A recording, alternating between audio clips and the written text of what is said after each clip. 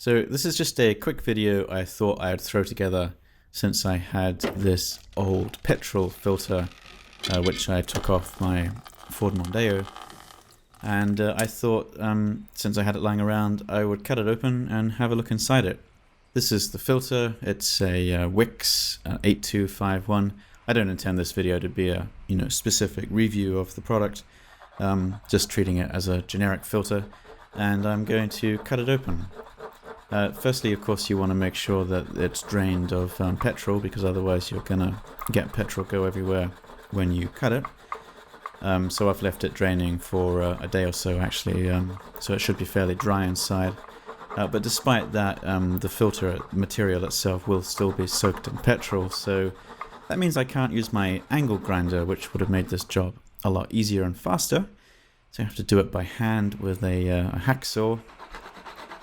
I actually ended up cutting it at the wrong end. I thought that the in end would work out okay, but as you see, as I've made the final cut here, the end cap comes off, and that just lets you look inside, and of course all you can see is the top end of the filter, and the filter itself is attached to the bottom or out end of the filter body.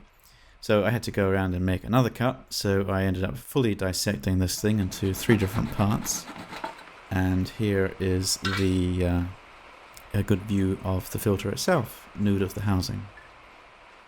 So the way it works, of course, is that petrol flows in the in end, and it has this stainless steel cap on the end of the filter which prevents fuel from going through that way, so it's forced to go around the outside of the filter, and it flows from the out to the inside and then on and out toward the engine. And if you have a look at these pleats here, just ignore the aluminium shavings. That's from the sawing, of course, from the hacksaw. Wasn't able to avoid getting that all over the filter. But you can see the color of the filter paper is darker on the outside than the inside, and that of course is the dirt and sediment and whatnot that's being taken out of the petrol during its lifetime. Now I should say that this filter is actually very young. I replaced it really earlier than I needed to. It's only had about 50,000 kilometers of use, which is not very much. You could go quite a lot longer than that before you needed to replace it. But I thought this would be an interesting look just to see what it looked like. Okay, bye.